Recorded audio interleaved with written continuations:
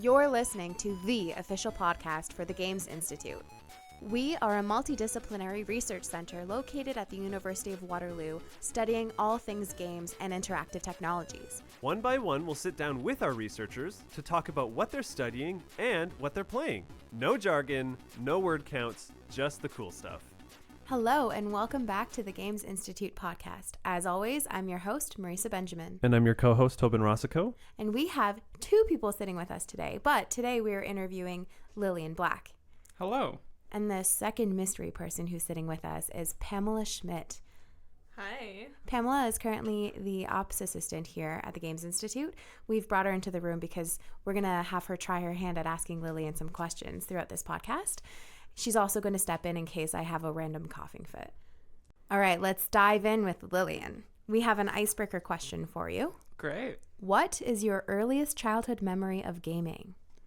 Gaming in the broadest sense of the word, board games, video games, all of it. Cops and robbers to Halo to Magic, rock, all paper, that kind of scissors. stuff. Yeah, anything.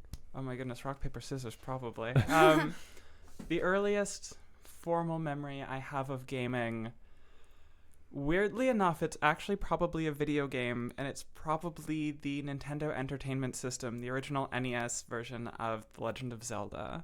Oh. Because we happened to get one not too long after I kind of came into full consciousness and tried my hand at a little bit of classic adventuring. Nice. I actually know Legend of Zelda, which is nice. Usually I don't understand the game references.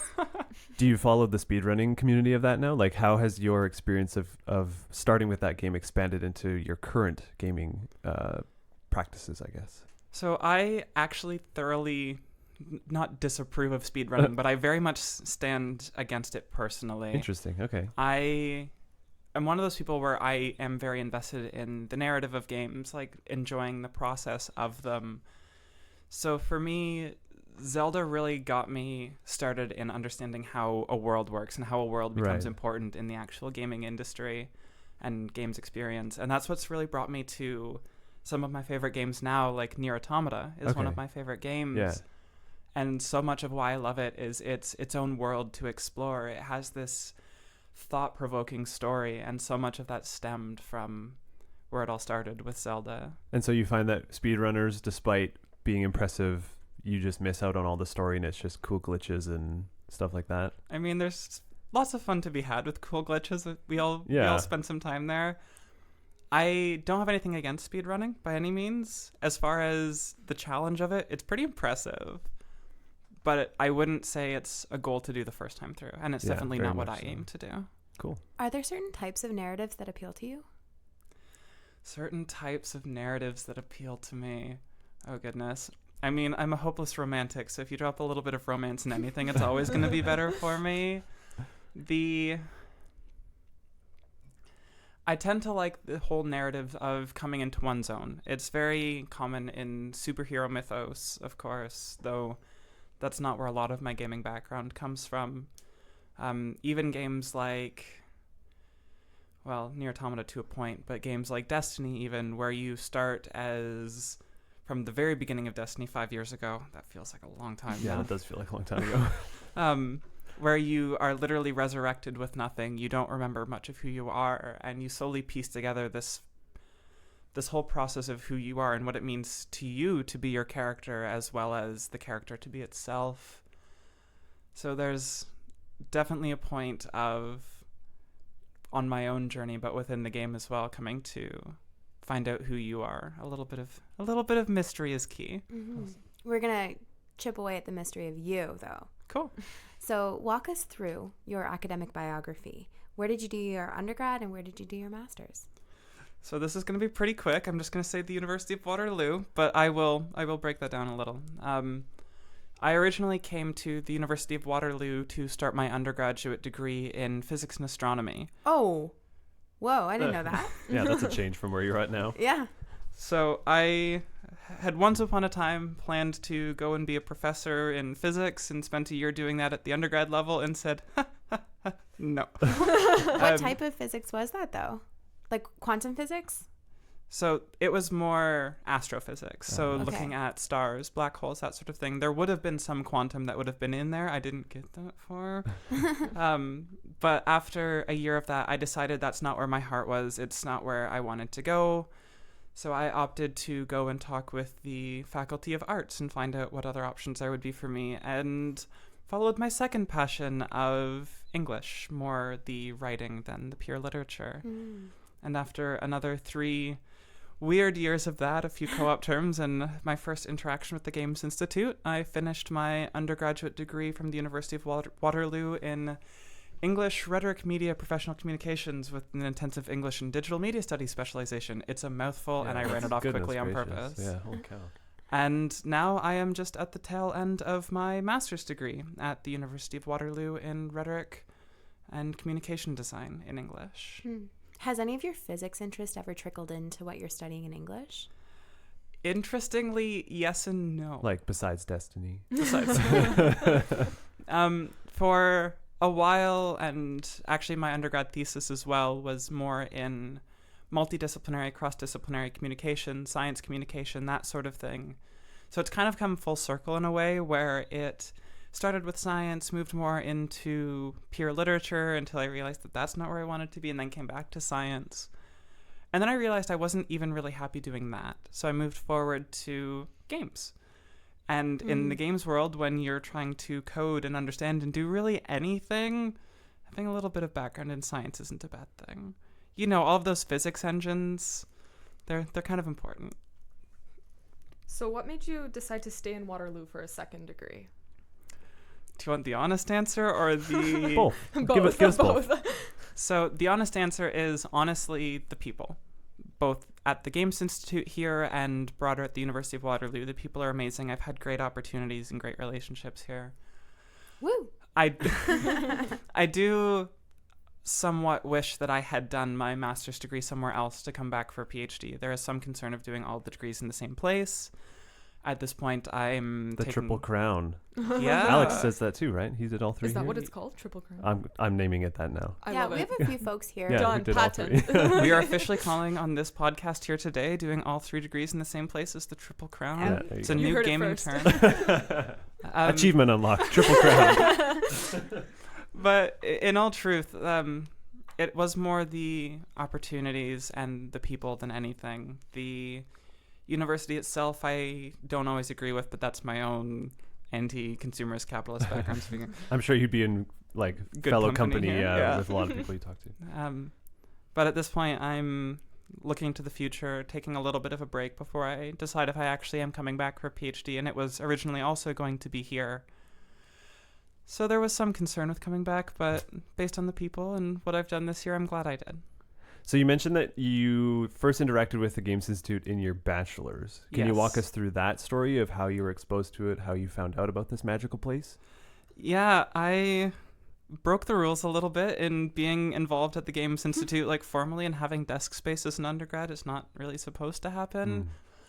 But I was on a co-op term working with Professor Ashley Mellenbacher as well as Professor Randall of the Games Institute. Both English profs. Both English profs. And through that sort of collaborative work term, I got introduced to the Games Institute, got involved with the VR working group, originally looking at it as an example of a cross-disciplinary team, which was what my research was at that point, working with Ashley Mellenbacher. I didn't realize you were with the VR working group. I was originally. That goes back to my time here that has changed and shifted. After my co-op, was kind of loosely involved, helped out with a few different projects, helped run one at the museum in Kitchener looking at how narrative affects sickness and virtual reality. And I was looking at some of the qualitative questions, doing the interviewing, that sort of thing. But from the co-op term through the VR working group, got to know the people around here, made some good connections, both with everybody here later on, but also with Agata and Neil. Kind of became a bit of a presence. And a squatter. And a squatter, yeah.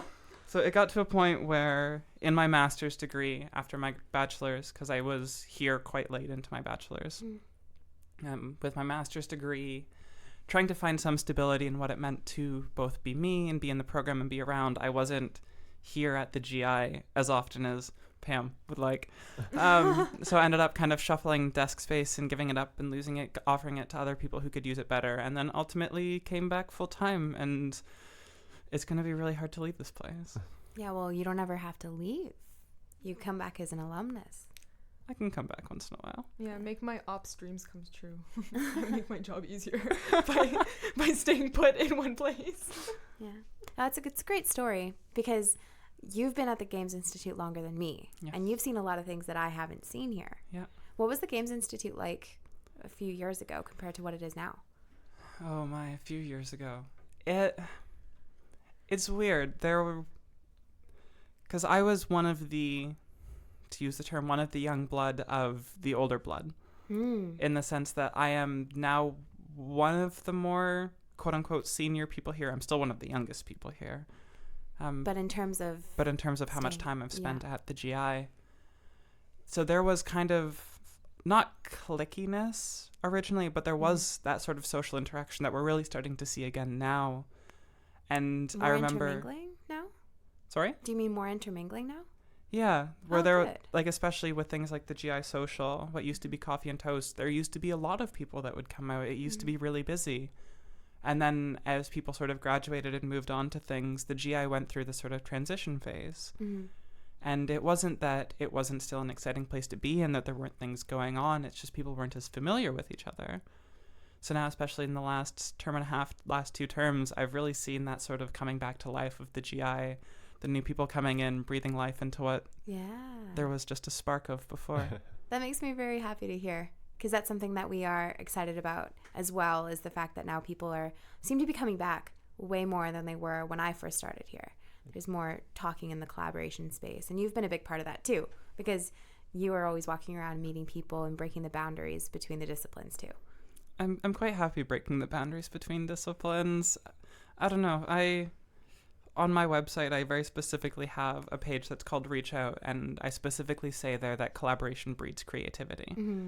So in my mind, you can't have the same level of creative juices. You can't have the same sort of individual but general production and productivity without that intermingling. So it's been an important thing both for me to try to help foster, but just to have here in general. How did you learn that lesson? That's not an easy question. Part of it was from working with people like Ashley Mellenbacher. She, doing work on these multidisciplinary teams, kind of set that spark for me to actually look into these things. But a lot of it was actually my personal experiences with them, working on stuff with the VR working group. We were doing some work with Lone Echo, a VR game. I believe we were using the Rift and not the Vive at that point. And we were looking at creating a sort of simulated second game, one that we designed ourselves to mirror Lone Echo as close as possible, and we were going to call it Echo Echo, just our own little internal joke. And we were working with people in CS to design the actual physical game. I was working with 1 or 2 other people doing a lot of the audio on the background, doing sound effects and voiceovers and that sort of thing.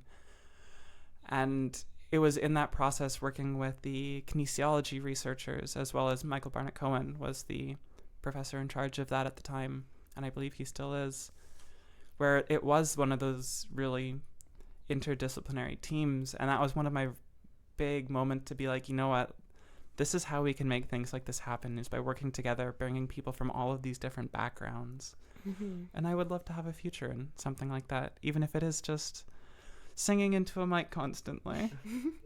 I don't mind doing that. That's why I'm here. So let's talk about your research. So you've probably had a very broad range of exposure to different topics through undergrad and masters and that kind of stuff, plus your own personal interests. So what are some of the favorite papers or projects that you've worked on, and what kind of things are you looking forward to in a potential PhD? Yeah, it has shifted and changed quite a lot, even just within my master's program. It's actually part of why I'm taking a break before going right into the PhD. At the undergraduate level, some of the papers I was working on were, like I mentioned earlier, my undergraduate thesis that was very much cross-disciplinary education. So teaching primarily undergraduate students how to do things across disciplines. that originally moved into what was going to be my major master's work, and then I very promptly stopped doing that. But I actually, at the undergraduate level and throughout my master's as well, working with Professor Randy Harris, was looking at more cognitive semiotics, how rhetorical figures and cognition come into play, and how with these repetitions in language, how things like an example being antimetaboly, so the inverse repetition, so A, B, B, A, how something like that affects not only our understanding of the text itself, but our own internal associations with it as well. And yeah, that's complicated stuff. I'm going to need you to maybe go into that a bit more because I'm getting confused. So we recently had one paper come out on the ways in which that language stands out against the other text at the subconscious level, as well as the very obvious general, if you start looking for it, level. And that was more what I was working on this paper, was looking at how through things like something called image schema, so the idea of a path, so from point A to point B, a directional arrow.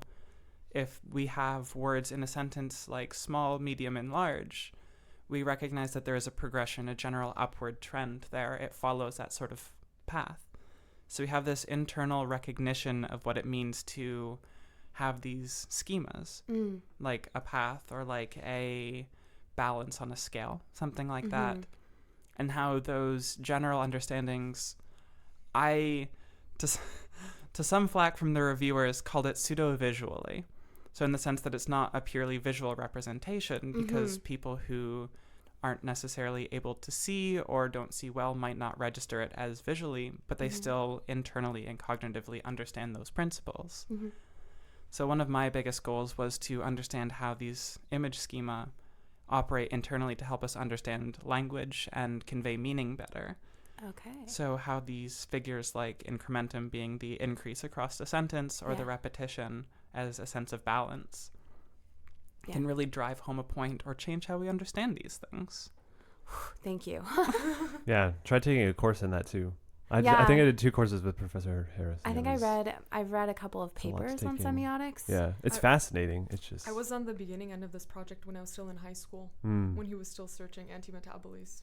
So it's interesting to hear how it's like, I researched them in other language. So cool. It's like the full trajectory of it so it's very cool to see how it's like erupted from just cataloging all these figures in the first place. It's come a long way. And antimetaboly is definitely his favorite.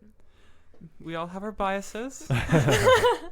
Antimetaboly is ABBA, which is ask not what your country will do for you, but what you can do for your country. Yeah, exactly. Well, okay. It's brewing in my mind. It's brewing. Go. Stew on it. Stew, yeah. Okay, so continue. You were walking us through some of the other research that you do as well. Yeah, so that was kind of one of the biggest things I've done, was that stuff with the cognitive semiotics. And then, of course, at the end of my undergrad, I was involved with the VR working group. There was some conference presentations that were done that I was a part of preparing. I wasn't actually at the conference. VR was never my main focus. I was actually more interested in augmented reality. So the sense of how we can essentially layer things over our everyday existence, something like the Microsoft HoloLens, even Google Glass is the most well-known example that I'm pretty sure still doesn't exist to this day. Pokemon Go. Yeah, Pokemon Go is the most straightforward example. Thank you. But just the potential of that. I haven't done much research on that, but it was something that had originally crossed my attention. As we got more and more into my master's program, I really started questioning what I wanted to do and what I kind of wanted to do moving forward, which is what really got me more looking at the PhD and where I wanted to go from there, and really shifted away from that standard science communication.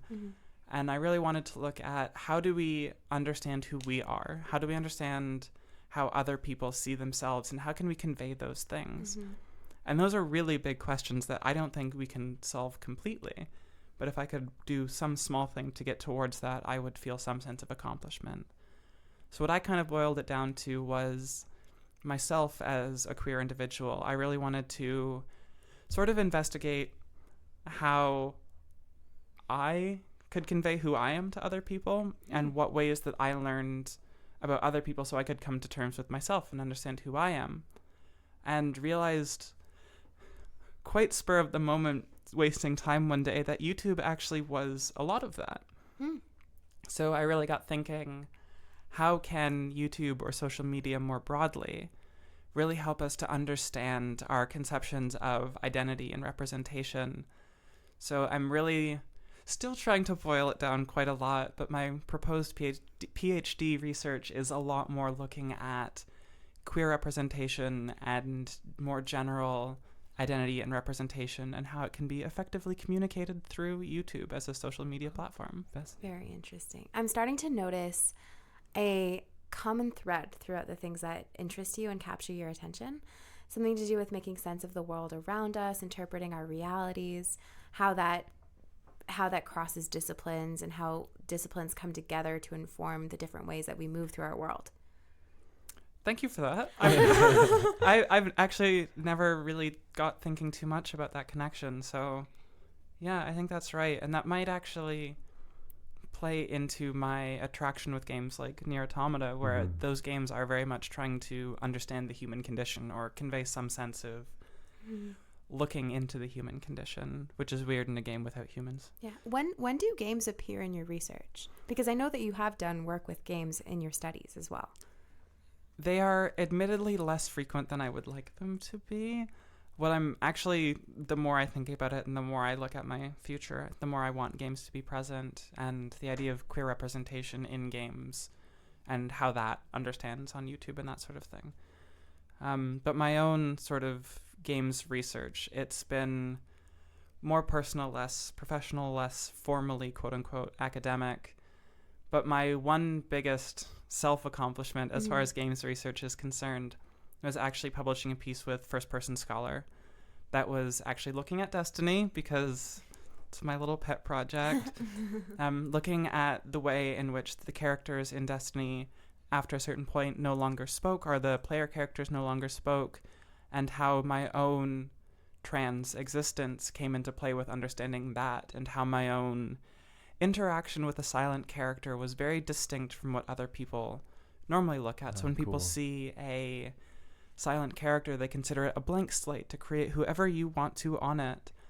But what I was really trying to get across in that article was, as a trans person, especially when you aren't necessarily comfortable with your voice, if you're trying to impose yourself on that character and you already feel that distinction, that dissonance with yourself, you can't really connect with that character.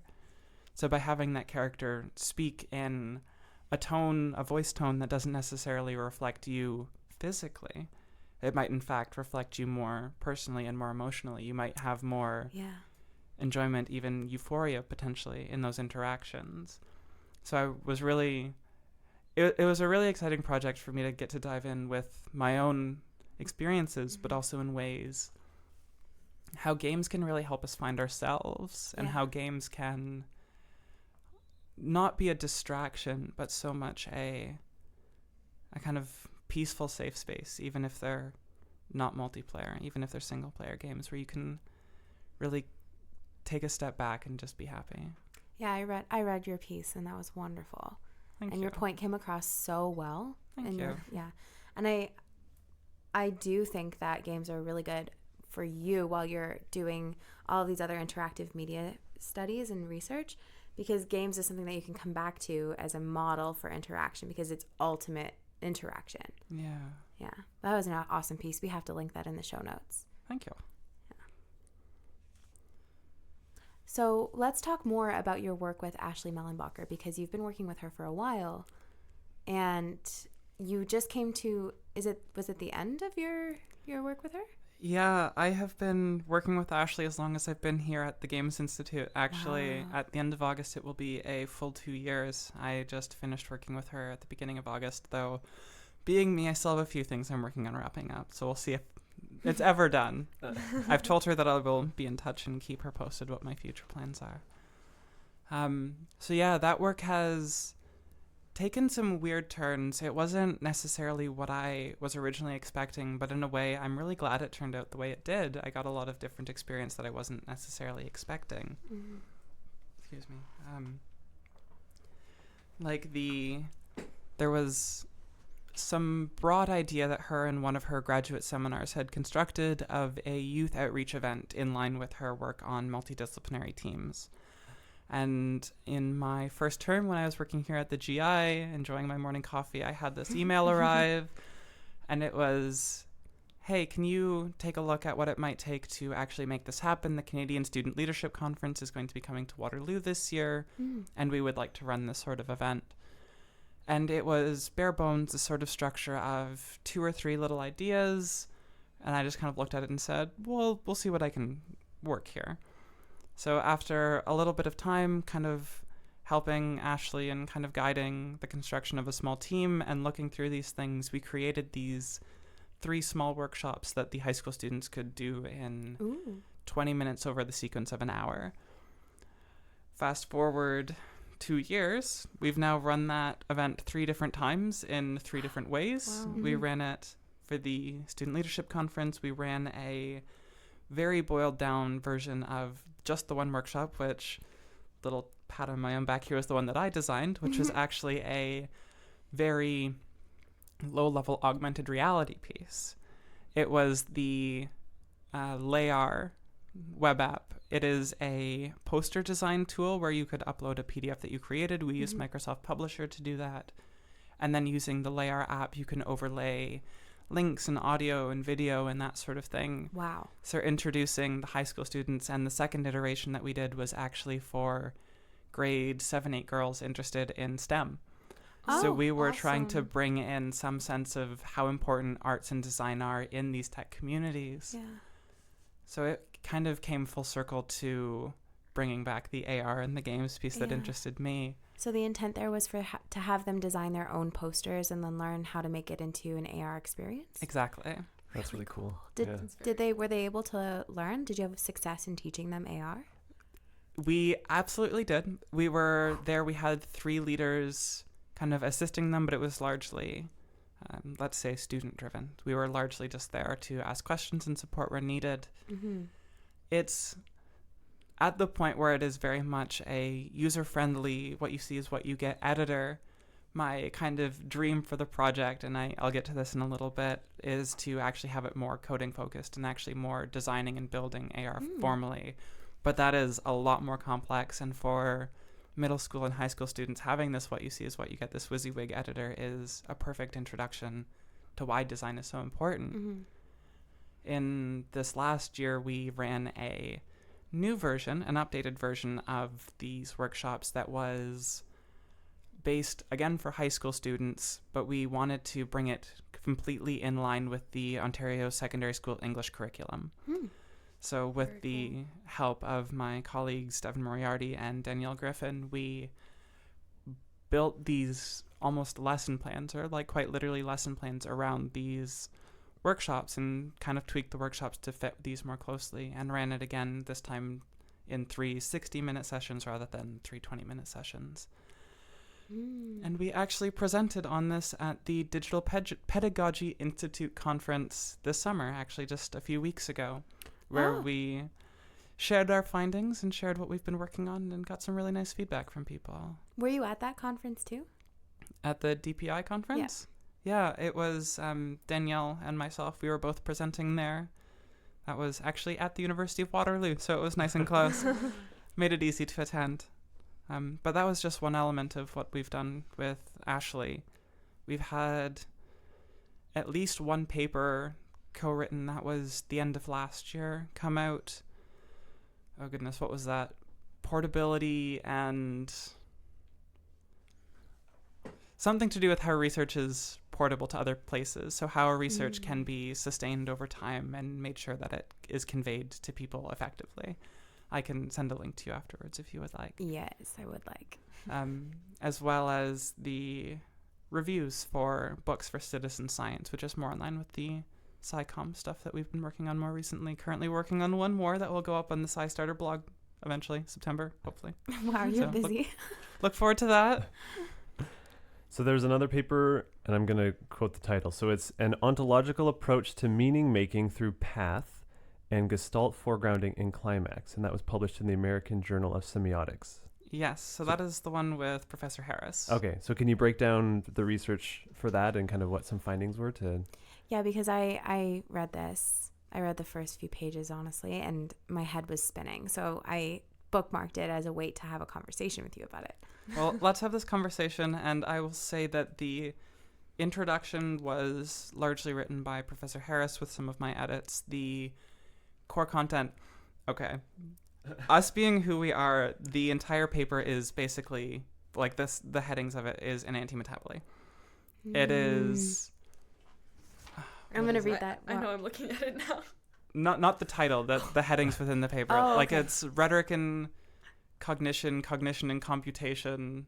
No, rhetorics and semiotics, semiotics and cognition, cognition and computation. So it's one giant repetition. It's our own little internal joke. Yeah, I'm going to go back to try and read it again after we chat Yeah. because like I really want to get this down. So the semiotics and cognition part is what I specifically worked on. Interestingly, in its own way, it is a very much expanded version of a paper I did in an undergrad class. Actually, so here's a call out to all you undergrads. You actually can get your work going somewhere. It will take some work, but it's possible. But the actual paper is what I was getting into a little bit with the image schema earlier.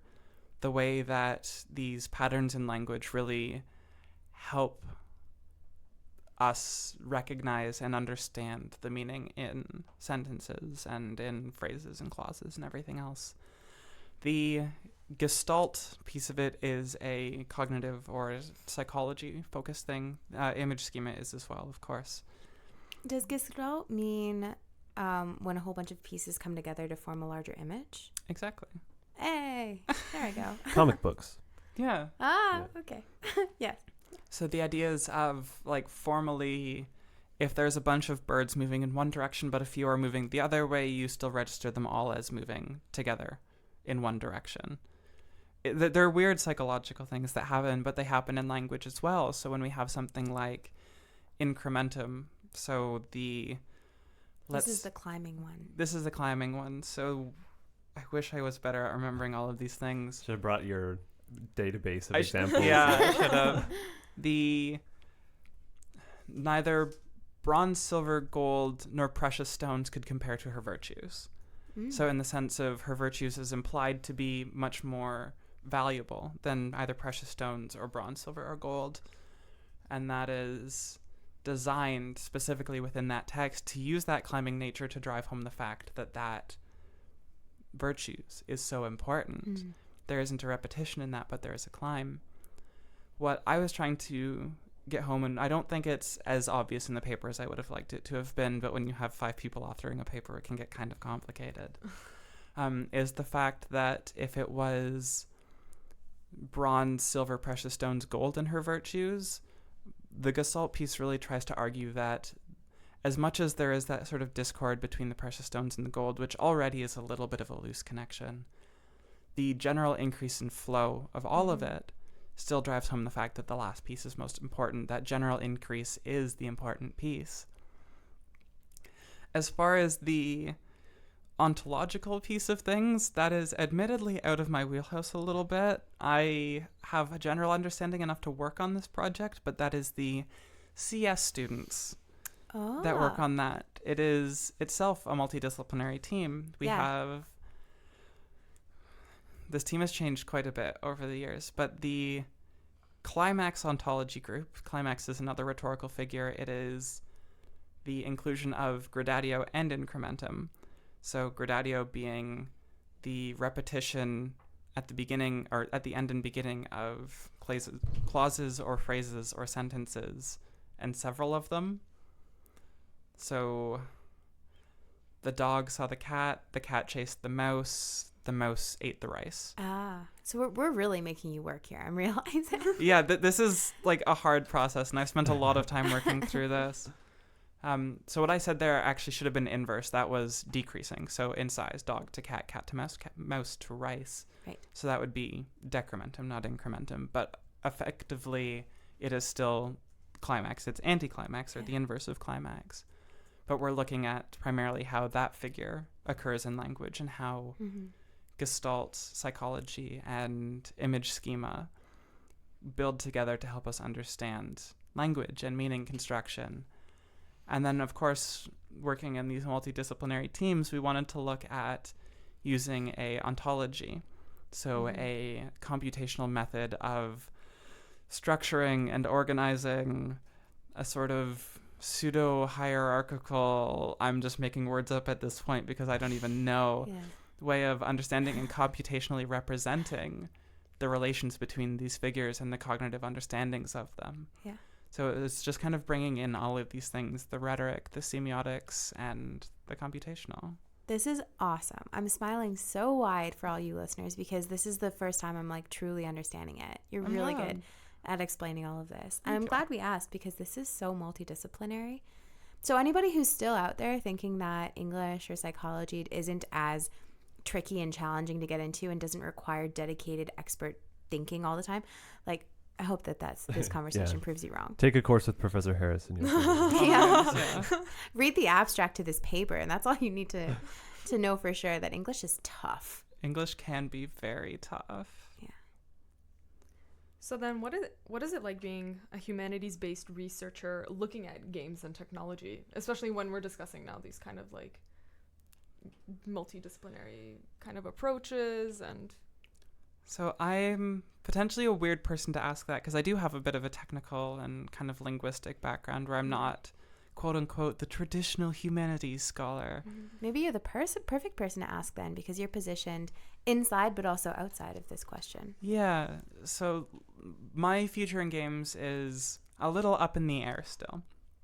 I'm very interested in working in game development formally, not just in games research, and I haven't really decided which way I'm going yet. But regardless, I actually feel like humanities has set me up in a really important place, because not only do I feel like I have some understanding of technical skills, not necessarily to do the development myself, it certainly would help me interact with developers or understand the content more completely, but it also allows me to think critically about these games, because that is largely what I've come to realize the humanities are all about, is how to think critically about pretty much anything.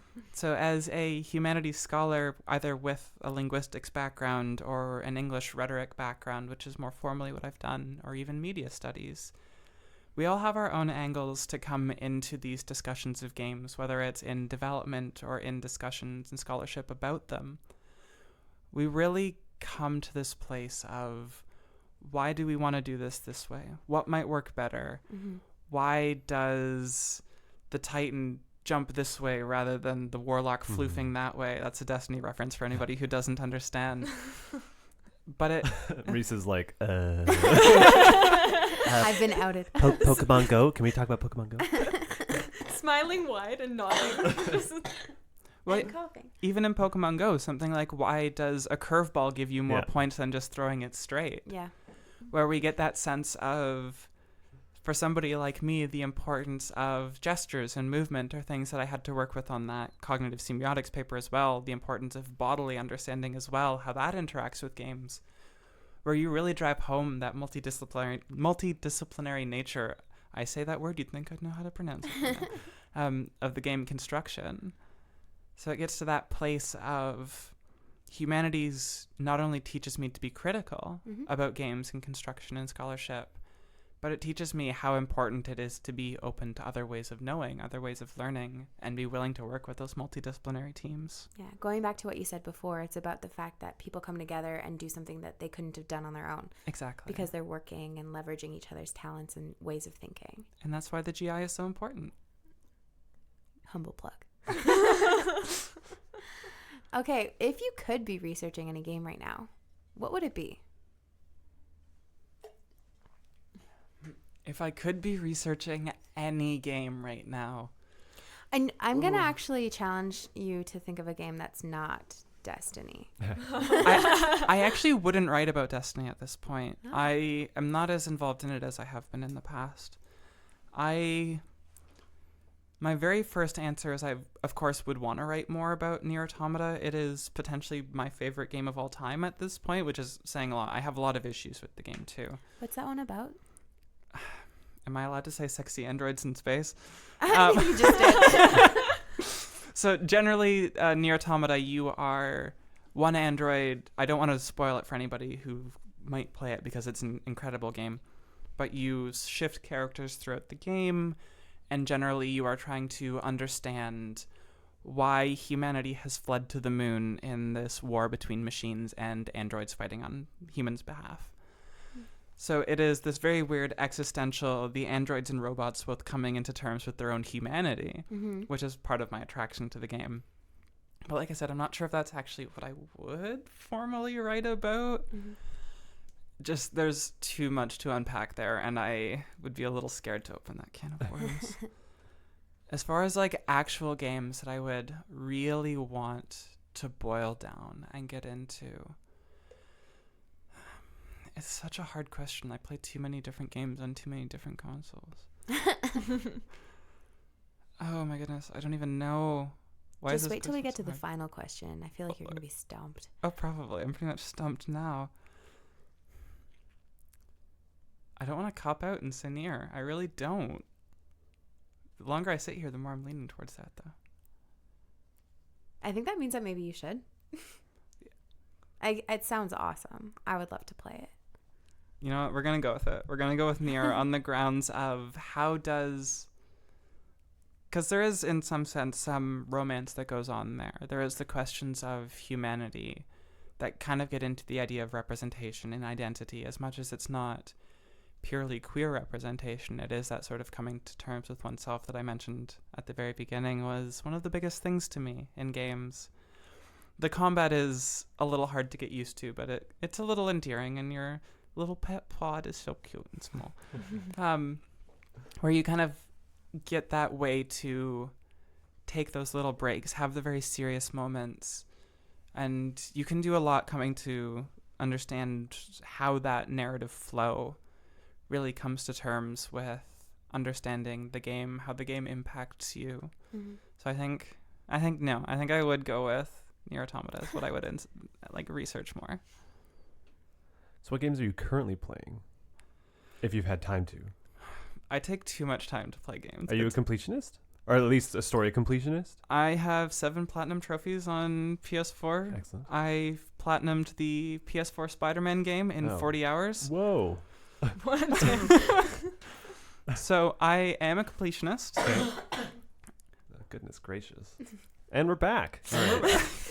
The Spider-Man game is what I've been playing most recently because I just got it and it's incredible. I can't complain about it right now. I am not usually a fan of Spider-Man. Superhero games are kind of off and on something I would want to play. Yes.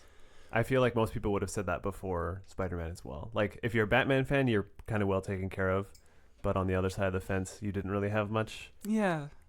Mostly just like movie adaptation games, which honestly, some were all right. But yeah, I think Spider-Man is forging a new path for superhero games.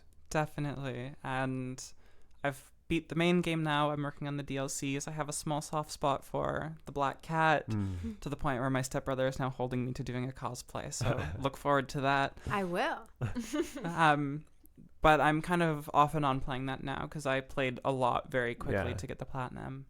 Destiny is always kind of an on and off game for me. It's one of my maintenance games, I'll call it. Do you still play the first one, or have you moved on to 2? I have moved on to Destiny 2. Okay. I try to keep pace with the game. I fell out of it for anybody who does know the game, Black Armory and Season of the Drifter. I wasn't hugely involved, but with the Season of Opulence, I've come back. And that was around Christmas, was like the Black Armory one? Yes. And then this latest season is whatever you just said, right? Season of Opulence was at the beginning of June? Question mark? Yeah, so Don't hold me summerish to kind of that. stuff.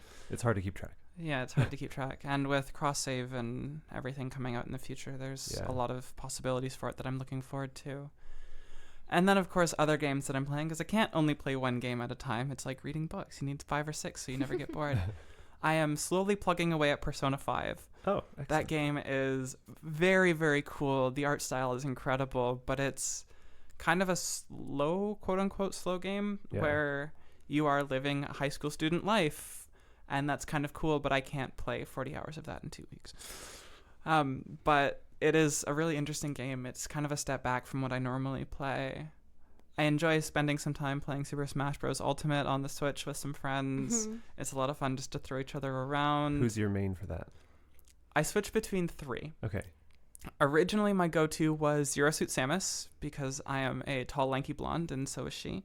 And she's also just badass. Yes. Lucina is by far top tier in the game, so I've tried to get good with Lucina. But I've actually found a home with Robin. Oh. Excellent. So That's Robin's an interesting mix because I will say she because I always play as pink Robin because of course. But it's a sword fighter with magical abilities that drain over time Mm-hmm. and then need to recharge once you've used them enough. So it's this kind of, I will call it a skill ceiling. Anybody can use Robin effectively, but it's given me that sort of personal challenge I want with the character. I'm not particularly good at the game. Right. It's just fun for me. Smash B. We need to play. Yeah. For sure. Yeah. I always play as Bayonetta, so we're not gonna compete. I always play as Kirby. Oh. Kirby is good. Kirby is super good, especially in the Switch version. In the Switch version, Kirby is amazing compared to like the old GameCube version. Yeah. Who do you play as? Sheik. Oh. Always. That's And Zero and not Zero Suit just Samus. regular Samus. Yeah. Samus. We'll look forward to the Yeah. Smash we need to do Ultimate. that. That'd be really fun. Choose your player. Yeah, we need to stream it too. Put it out in the world so everybody can see. Games Institute members. I'd be down. Anything else that you're playing? I mean, this is a pretty good. It's more than I'm playing these days. So So what have I got so far? I've got Destiny. I've got Spider-Man. I'm working on Persona 5. and Smash. Smash. I started Celeste, which is a Oh, beautiful yeah. game. I set it down around Christmas and haven't picked it up recently for the fact of I've got too many games on the go. Yeah. And it's one that I really should pick up because it's absolutely worth grabbing. It's not too expensive. It's a beautiful platformer. I am an audio person to a point. Oh, the audio is amazing. Exactly. Power Up Audio did such a good job designing that soundtrack and stuff. Yeah. That's cool. And the themes in that game are really important too, from what I've heard of like the stuff that I've watched on YouTube and whatnot. It tackles very important issues. Yeah, the ideas, if I'm not incorrect in saying this, the ideas of depression and anxiety especially.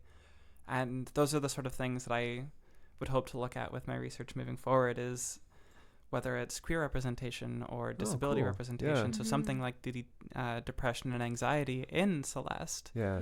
how playing those games or live streaming those games or YouTube recordings of them can really convey that understanding to players who might not have access otherwise. So those are the sort of things that I've been playing. I feel like I'm missing 900 things, but I'm sure that's enough. Well, that's pretty good for now. Yeah. We're going to launch into this final question. Oh, so no. take a minute. Breathe in, breathe out. Take a sip of water. Okay. If you could get everybody in the world to play one game, what would it be? Okay, subtle plug for a friend, and then I'll think about this a little more obviously. Captain's Gambit is of course one of the big ones that I would plug. AC Atienza and their friends have worked incredibly hard. The game is beautiful, plays really well. It's a board game, not a video game, so not in my main area. Yeah, it's excellent. I fully back this up. Yeah. Hopefully we'll be a Kickstarter soon, so look forward to that as well. And then if anybody is listening and does want to look it up, go to cloudfallstudios.ca. They have a newsletter that you can sign up for. Perfect. As far as an actual game that if I could get everybody to play,